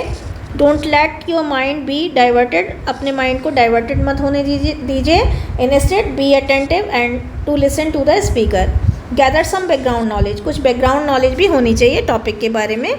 अब आता है what is pronunciation. Elaborate the speaking style in your own words, ये भी इम्पॉर्टेंट है इस बार के लिए। Pronunciation is a way method in which a letter, a word और a sound is delivered. Pronunciation एक आर्ट है, एक मेथड है, एक स्टाइल है, जिसमें हम एक लेटर को, एक वर्ड को, एक साउंड को प्रोड्यूस करते हैं, डिलीवर करते हैं, अटर करते हैं, कहते हैं।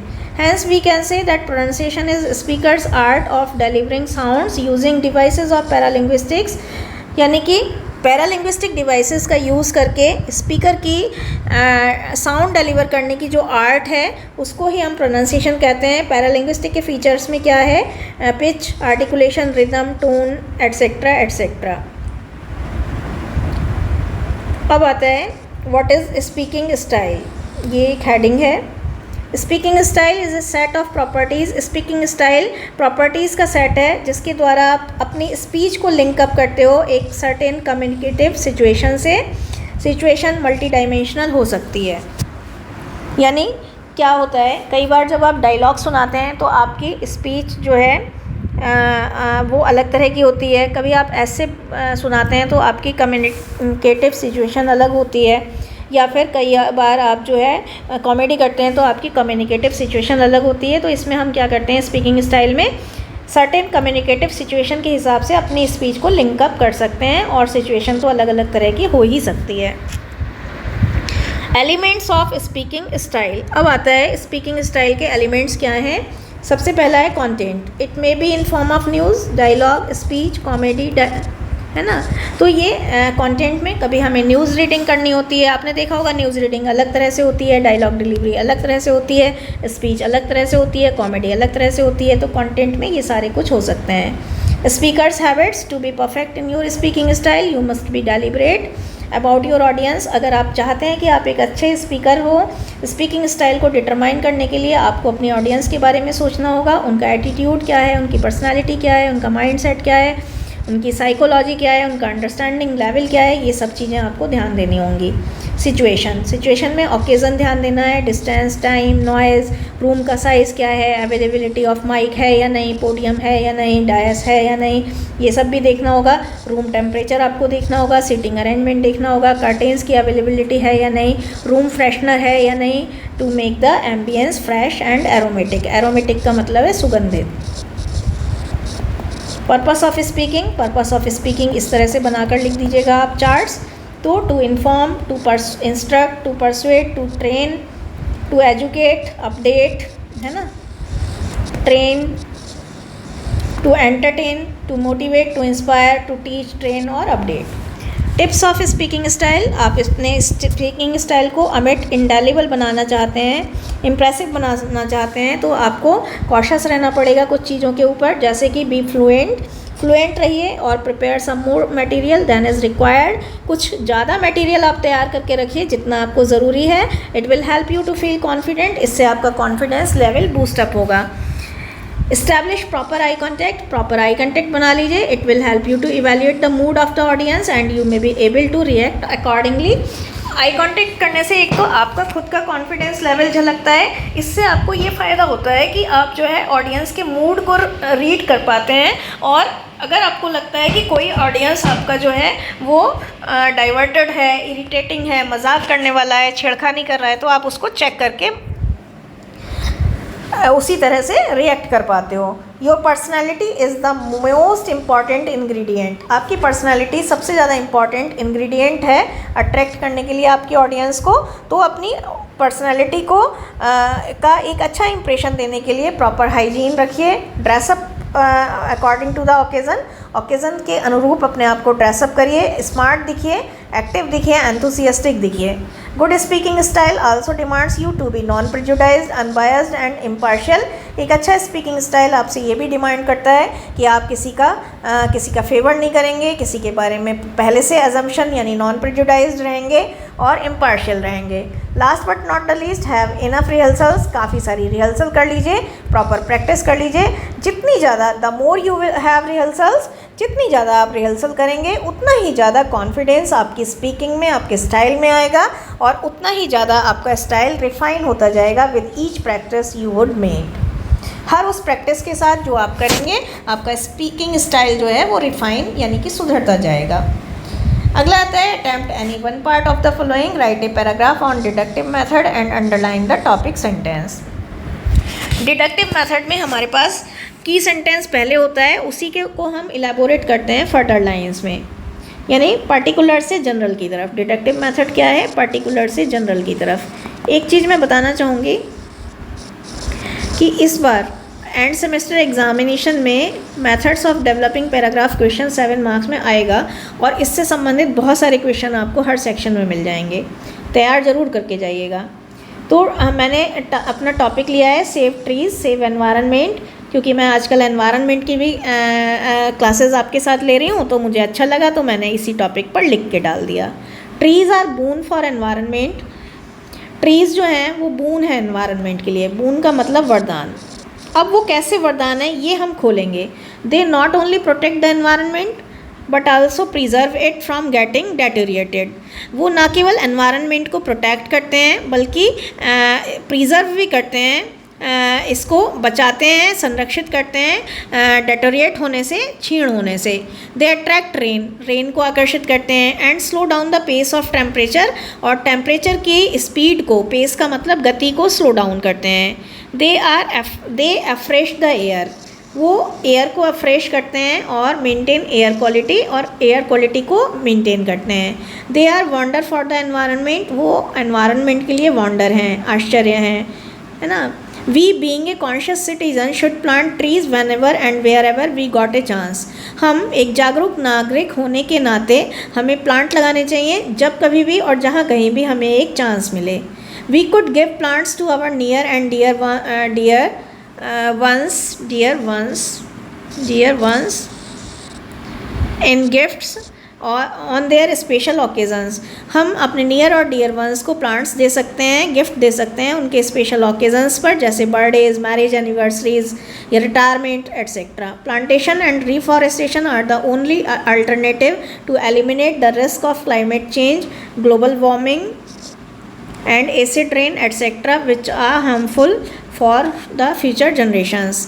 प्लांटेशन और रिफॉरेस्टेशन ही केवल मात्र एक अल्टरनेटिव हैं, विकल्प हैं, एलिमिनेट यानी कम करने के लिए, रिस्क को, खतरों को, climate change, global warming, acid rain के खतरों को कम करने के लिए यही एकमात्र विकल्प है, क्योंकि ये सारी चीज़ें global warming, climate change, acid rain future generations के लिए बहुत ज़्यादा हानिकारक हैं। इसमें जो टॉपिक सेंटेंस बनेगा वो ये है, trees are boon for our environment. अब आता है distinguish between agenda of the meeting and minutes of meeting with example. ये question very very important question है 2023 के एंड सेमेस्टर एग्जामिनेशन के लिए।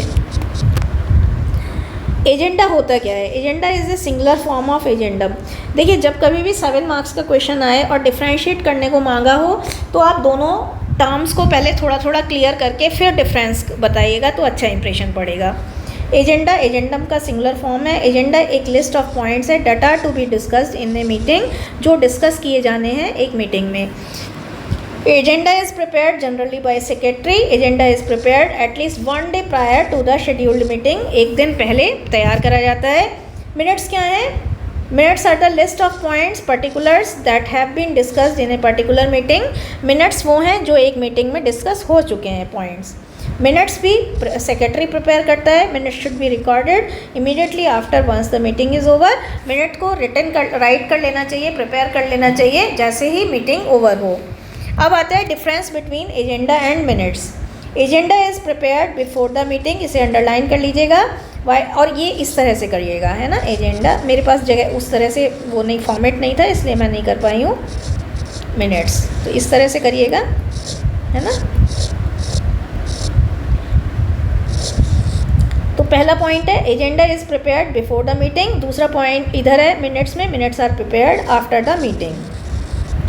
M of agenda is to make the members ready to discuss, propose and vote on the set topic. Agenda का aim है लोगों को तैयार करना, जो टॉपिक्स कन्वर्सेशन में होने वाले हैं मीटिंग में उन पर डिस्कस करने के लिए उन्हें तैयार करना, प्रपोज करने के लिए कुछ अगर वो प्रपोज करना चाहते हैं तो वो अपने पॉइंट्स तैयार करके लाएं, वोट करने के लिए अपने आप को तैयार करके लाएं कि किस पर वो वोट करेंगे और क्यों करेंगे।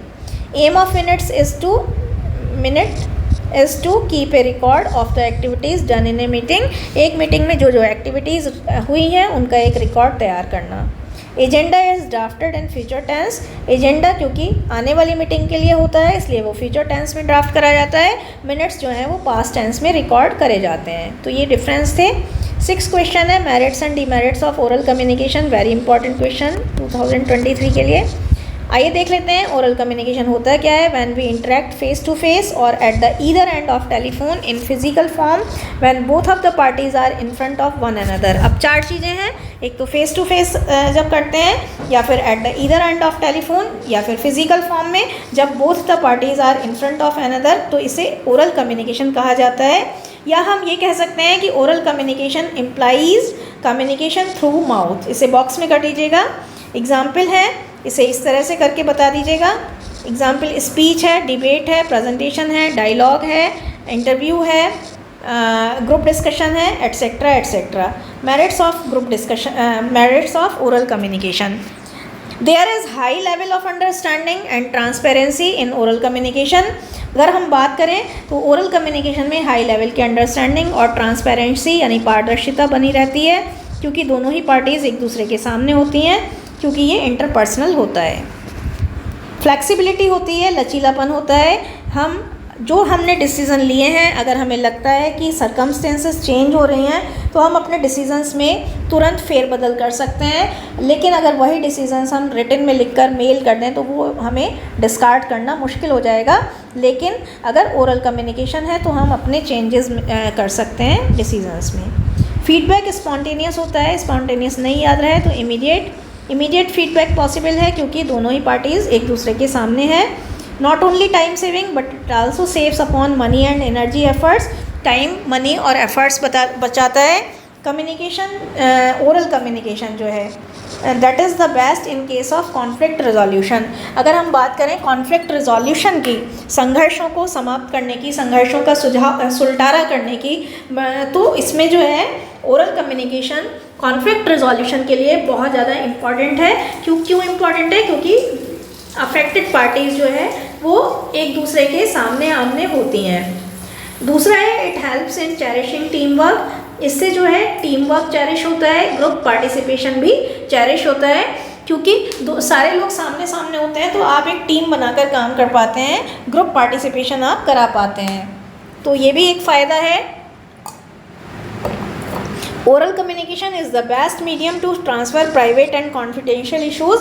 प्राइवेट और कॉन्फिडेंशियल इश्यूज़ को ट्रांसफ़र करने के लिए सबसे ज़्यादा अच्छा माध्यम है, क्योंकि अगर आप मेल से भेजेंगे या कैसे भी भेजेंगे तो हो सकता है आपका मैसेज लीक आउट हो जाए, कोई और दूसरा पढ़ ले। लेकिन अगर आप फेस टू फेस जाकर बात करते हैं तो आप जो है बहुत अच्छे से अपनी बात को, प्राइवेट बात को कन्वे कर पाते हैं, लीकेज के चांसेस कम हो जाते, बिल्कुल ख़त्म हो जाते हैं। Oral communication promotes friendly and healthy congenial environment. Oral communication बहुत ही अच्छा हेल्दी और कॉन्जीनियल एनवायरनमेंट बनाता है। डीमेरिट्स की बात करते हैं। रिलाई का मतलब है भरोसा करना। Rely only on oral communication may not be sufficient. Oral communication पर भरोसा करना सफिशिएंट, पर्याप्त नहीं हो सकता, एडिक्वेट नहीं हो सकता, क्योंकि प्रोफेशनल कम्युनिकेशन हाईली फॉर्मल है और बहुत ऑर्गेनाइज्ड है। तो अगर हम ये कहें कि मान लीजिए मैं ही हूँ, मैं आपसे कहती हूँ ओरली आज की कल की छुट्टी है, तो आप इतना रिलाई नहीं करेंगे। जब मैं सर्कुलर भेजूँगी तो आप पेरेंट्स को भी दिखा सकते हैं, वो ज़्यादा रिलायबल हो जाएगा। Oral communication is less authentic, ज़्यादा प्रामाणिक नहीं है ना। Oral communication is time saving only in case of daily interactions. ये बहुत इंपॉर्टेंट है। अगर हम देखें तो ओरल कम्युनिकेशन टाइम सेविंग है डेली इंटरेक्शंस के लिए, लेकिन अगर हम बात करें मीटिंग्स की, इंटरव्यूज़ की, तो ये बहुत लंबा टाइम लेता है। अब हम बात करते हैं इंटरव्यूज़ की। अगर हम इंटरव्यू में 100 लोग आए हुए हैं, 1 to 1 इंटरेक्शन करेंगे ओरल कम्युनिकेशन के थ्रू, तो it will take 2-3 days even, है ना। अच्छे से करेंगे तो एक आदमी को अगर आप 20 मिनट भी देंगे तो टाइम लग जाएगा। लेकिन अगर 100 की जगह 1000 लोग भी आ जाते हैं, अगर हमें उनको 2 घंटे का क्वेश्चन पेपर देना है तो हम उनका अलग अलग सीटिंग करा के बहुत ही जल्दी, बहुत ही कम टाइम में, बहुत ही आराम से उनको निपटा देंगे। तो ओरल कम्युनिकेशन डेली इंटरेक्शन में तो टाइम सेविंग हो सकता है, लेकिन फॉर्मली मीटिंग्स में, इंटरव्यूज़ में ये बहुत टाइम लेता है। In case of delivering lengthy messages, lengthy message को डिलीवर करने में ये इम्प्रॉपर है, क्योंकि बहुत सारी इंपॉर्टेंट पॉइंट्स और information on the way skip हो सकती है। It does not have legal validity, इसमें लीगल वैलिडिटी नहीं होती, as there is no record of what is said. इसमें क्या कहा गया है उसका कोई रिकॉर्ड नहीं होता। फॉर एग्जाम्पल, अगर मैं आपको कल गलत पढ़ा देती हूँ बाई चांस ओरली, और वही चीज़ आप एग्ज़ाम में लिखाते हैं, तो आप जब मैं कॉपी चेक करूँगी तो आपको कोई प्रूफ नहीं दे पाओगे आप कि आप नहीं पढ़ा, मैं नहीं पढ़ाया था। लेकिन अगर मैंने गलत नोट्स दिखा दिए हैं तो आपके पास एक प्रूफ होगा कि देखिए मैम आपने गलत लिखाया था, आपसे गलत लिखा दिया गया था, ठीक है। तो लीगल वैलिडिटी नहीं होती। अगला है what is the role of kinesics body language in oral communication, बहुत इंपॉर्टेंट है। काइनेसिक्स होता क्या है? काइनेसिक्स का मतलब है body language. It is said that our actions speak louder than our words. ये कहा गया है कि हमारे एक्शन ज़्यादा जल्दी बोलते हैं हमारे वर्ड्स से। Sometimes we feel to express our thought, sometimes we fail to express our thoughts into words. कई बार हम अपने थॉट्स को वर्ड्स में एक्सप्लेन नहीं कर पाते हैं, और वहाँ पर बॉडी लैंग्वेज बहुत ज़्यादा काम आती है। देयर है ये role of kinesics in oral communication. Kinesics एक बहुत इंपॉर्टेंट रोल प्ले करता है ओरल कम्युनिकेशन में। इट फिल्स द गैप, ये गैप को फिल करता है, और help the speaker to convey the exact reality of his mental expressions. उसके मेंटल एक्सप्रेशन की एग्जैक्ट रियलिटी को कन्वे करने में हेल्प करता है ऑडियंस के सामने। ये एलिमेंट काइनेसिक्स के एक ओरल कम्युनिकेशन में एक स्पीकर की मदद करते हैं। कौन कौन से एलिमेंट हैं? Posture plays a very important role in deciding our personality. Posture में क्या होता है? How to stand, how to sit, how to walk, how to take position on dais and podium, how we should move into the room, how we enter the lecture room. जब lecture room में entry कैसे करेंगे, lecture room में move कैसे करेंगे students के बीच में, कैंडिडेट्स के बीच में, how we appear to others, लोगों को कैसे दिखेंगे, हाउ वी साउंड, हम साउंड कैसे प्रोड्यूस करेंगे, how we make ourselves accessible to others, हम अपने आप को दूसरों की पहुंच में कैसे लगाएंगे। ये सारी चीज़ें जो हैं, all these elements are important to decide the personality of the speaker। ये सारे एलिमेंट्स जो हैं वो स्पीकर की पर्सनालिटी डिसाइड करने में मदद करते हैं और उसका एक इंडेलिबल इम्प्रेशन क्रिएट करके देते हैं। Gesture plays a vital role in determining our impression as a speaker. We should take care of following things to maintain good gesture. Do not lean है ये, do not lean against anyone, झुकना नहीं चाहिए बहुत ज़्यादा। कई बार हमारी आदत होती है हम किसी के ऊपर झुक जाते हैं, डायस के ऊपर झुक जाते हैं, तो ये नहीं करना है। Do not play with chain, की रिंग और हैंडकरचीफ। कई बार हमारी आदत क्या होती है कि हम नर्वसनेस में होते हैं या किसी साइकोलॉजी हमारी होती है कुछ कि हम जो भी हाथ में होता है उससे खेलने लगते हैं। की रिंग जो है उसे घुमाने लगते हैं छल्ला बनाकर, है ना, चेन से खेलने लगते हैं, हैंडकरचीफ से खेलने लगते हैं, तो ये नहीं करना है हमें। कीप योर हैंड्स डाउन, अपने हाथों को नीचे रखना है। माइल्ड मूवमेंट्स करने हैं, छोटे छोटे मूवमेंट्स करने हैं with hands. And do not be artificial, यहाँ पर do not be artificial while using hand movements. कई बार आपने देखा होगा कोई अपने हाथ पैरों को बड़ा फेंकने लगता है, तो वो आर्टिफिशियल हो जाता है, तो आपको आर्टिफिशियल नहीं बनना है। Stand at the centre where everyone can see you, बीच में खड़े होना है जहाँ से आपको हर कोई देख सके साइमल्टेनियसली, और इसी के साथ साथ जहाँ से आप भी सबके साथ आई कांटेक्ट बना सकें। Do not take support of wall का सहारा नहीं लेना है। अब आता है आई कांटेक्ट। देखिए आई कांटेक्ट का क्वेश्चन 2 मार्क्स में भी आ सकता है। Eye contact plays a very serious and important role in oral communication. Eye contact बहुत ही सीरियस और सिग्निफिकेंट रोल प्ले करता है ओरल कम्युनिकेशन में, इम्पॉर्टेंट रोल प्ले करता है। It helps to feel you confident, आपको कॉन्फिडेंट फील कराता है, स्ट्रांग होल्ड हो जाता है आपका ऑडियंस पर। ये आपकी मदद करता है to read the mood of the audience, whether they are diverted, irritated, flighty, Confucius,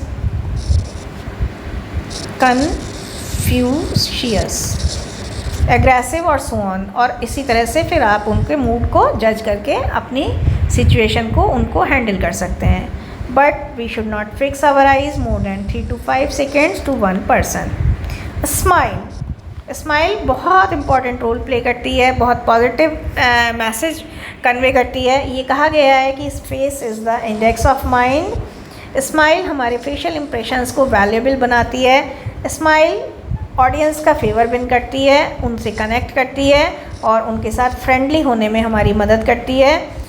अगर हम उनके साथ फ्रेंडली होते हैं तो audience does not hesitate to put forth their queries, doubts and misunderstandings.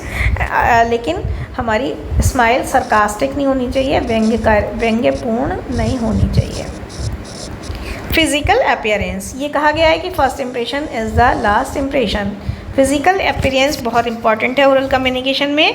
हमारी फ़िज़िकल अपीयरेंस को रिमार्केबल और इम्प्रेसिव बनाने के लिए हमें कुछ चीज़ों का ध्यान रखना होगा, जैसे कि बॉडी हाइजीन प्रॉपर होनी चाहिए। तो बॉडी हाइजीन प्रॉपर करने के लिए nail, feet, neck, elbow, ankles, इन सब पर का भी ध्यान रखना चाहिए। Hair well trimmed, well combed, properly gelled होने चाहिए। नेल प्रॉपरली पेयर्ड होने चाहिए। ड्रेस जो है वो ओकेज़न को सूट करती हुई होनी चाहिए। प्रॉपरली आयरनड, नीटली क्रीज्ड होनी चाहिए। फुटवेयर का भी ध्यान रखना है, कोजी यानी कि आरामदायक होने चाहिए, आपको दर्द ना हो उसे पहनकर। प्रोफेशनल हो, हाई हील्स और गॉडी फुटवेयर नहीं होने चाहिए। गॉडी का मतलब है भड़कीले, चमकीले, भड़कीले। Do not use jewellery and heavy makeup, बहुत ज़्यादा ज्वेलरी और हैवी मेकअप का यूज़ नहीं करना है।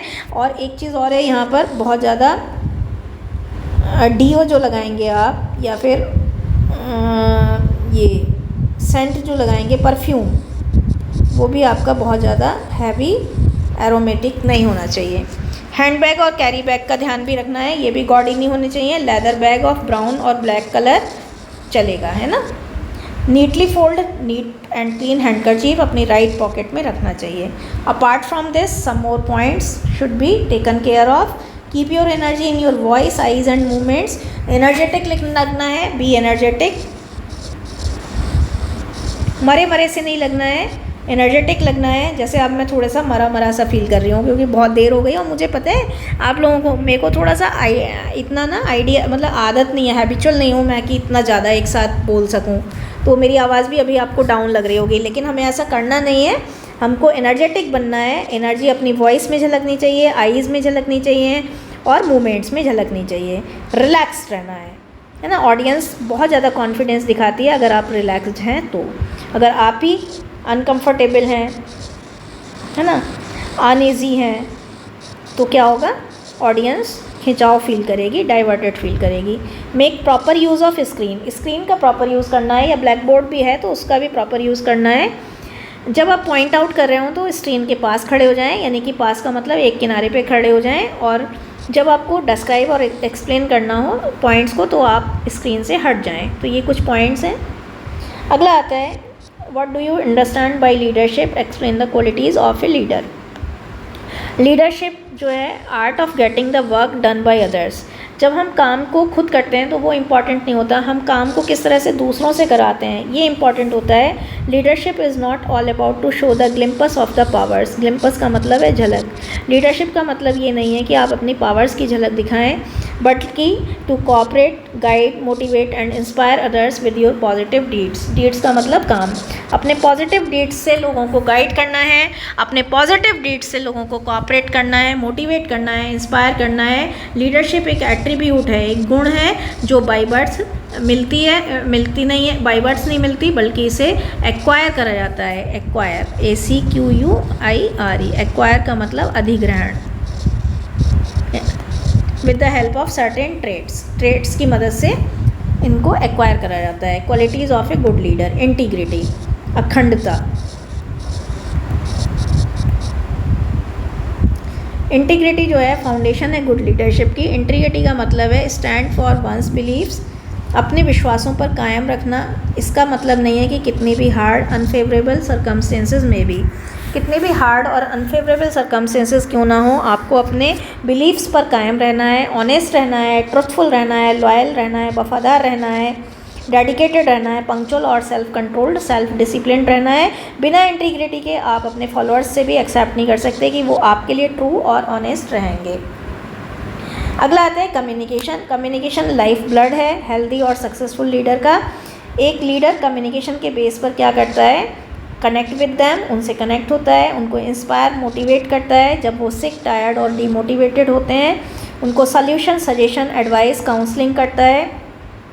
To get to know the problems and grievances of team members की प्रॉब्लम्स को, शिकवे शिकायतों को सुनता है। अब आता है सेल्फ कॉन्फिडेंस। एक leader, team leader, self confidence जिसके अंदर है वो क्या करता है, वो थिंकिंग करता है, एक्शन करता है, रिएक्शन करता है केवल positively. He is ready to take risk and challenges, वो चैलेंजेस और रिस्क को लेने के लिए हमेशा तैयार रहता है, वेलकम करता है उनका। He take decision positively and quickly, decisions को पॉजिटिवली और क्विकली लेता है। He is ready to explore something new and creative out of the box, हमेशा वो नई चीज़ों के लिए को एक्सप्लोर करने के लिए, खोजने के लिए तैयार रहता है। Self confidence makes him able to meet new people and cherish new contact. Self confidence ही उसका जो है वो उसको नए नए लोगों से मिलने और नए कॉन्टैक्ट बनाने के लिए प्रोत्साहित करता है। और आपको पता है आज की डेट में जितने ज़्यादा कॉन्टैक्ट होंगे उतनी ही ज़्यादा आप लोकप्रियता हासिल करेंगे, बिजनेस में भी और हर जगह। जितने ज़्यादा सब्सक्राइबर्स होंगे उतने ज़्यादा आप फेमस हो जाएंगे।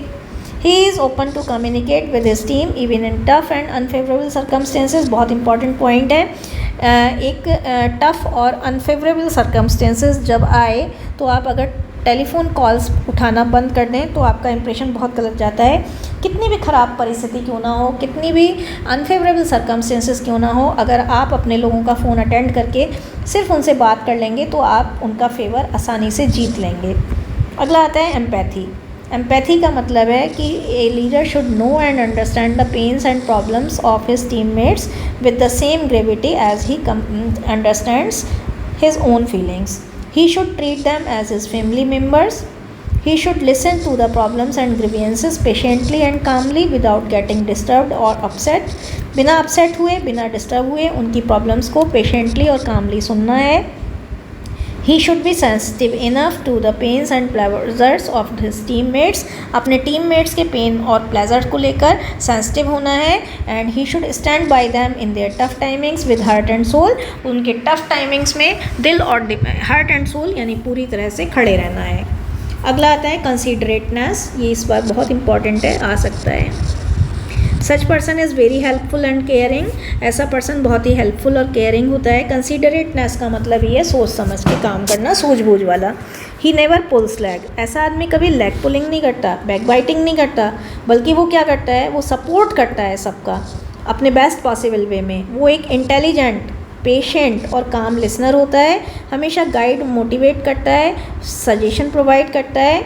लो असर्टिवनेस और हाई एक्सप्रेसिवनेस का मतलब ये है कि वो असर्टिवनेस का मतलब जिद्दी कम होता है, करके ज़्यादा दिखाता है। एक्सप्रेसिवनेस का मतलब है करके ज़्यादा दिखाता है। He always tries to alter unfavourable, alter का मतलब चेंज करना। वो हमेशा अनफेवरेबल और टफ सिचुएशंस को फेवरेबल और इजी में चेंज करता है, सारे डिस्प्यूट्स, सारे डिस्टर्बेंसेस, सारे हर्डल्स को मिटाकर। तो ये सारी क्वालिटीज़ थी। अगला आता है elucidate the importance of listening and responding at work place. Listening और responding at work place helps to improve mutual understanding.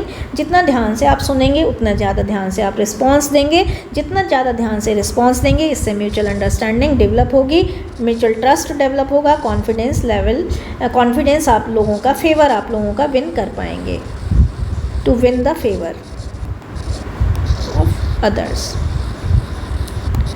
Helps to create targeted impact of the delivered message का टारगेटेड इम्पैक्ट क्रिएट करने में help मिलती है। Relationship enrich होते हैं, कॉन्जीनियल atmosphere develop होता है। लिसनिंग ये दिखाता है कि आप कितने एक्टिव और सिंसियर हैं, और रिस्पॉन्डिंग ये दिखाता है कि how much you have grasped the delivered message. Responding से ये पता चलता है कि आपने कितना जो है मैसेज ग्रास्प कर लिया। You are always ready to answer the cross questions.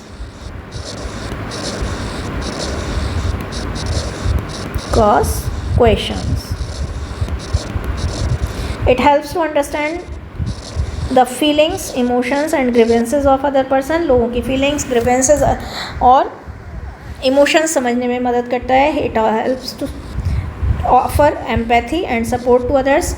अगर आप एक अच्छे लिसनर हैं तभी आप लोगों को एम्पैथी प्रोवाइड करा पाएंगे, सपोर्ट प्रोवाइड करा पाएंगे। Listening and responding properly is a mark of healthy professionalism and mannerism eight work place. Listening और रिस्पॉन्डिंग ये दिखाता है कि आप एक मैच्योर प्रोफेशनल हैं और पूरी तरह से आपके अंदर सिंसियरिटी, सीरियसनेस है। आप ये भी दिखाता है कि आप एक असर्टिवनेस के जिद्दी आदमी नहीं हैं, बल्कि करके दिखाने वाले व्यक्ति हैं। तो इस तरह से ये हमारा पूरा का पूरा वीडियो था। बहुत इंपॉर्टेंट है 2023 का ऑड सेमेस्टर एग्ज़ाम का। इसमें सारा का सारा सल्यूशन है, ये भी बताया गया है कि किस तरह से आपको आंसर देने हैं। तो I hope you would like the video. If you like the video kindly leave your comments in the comment section. Thank you so much. Have a nice time, have a very happy examination time.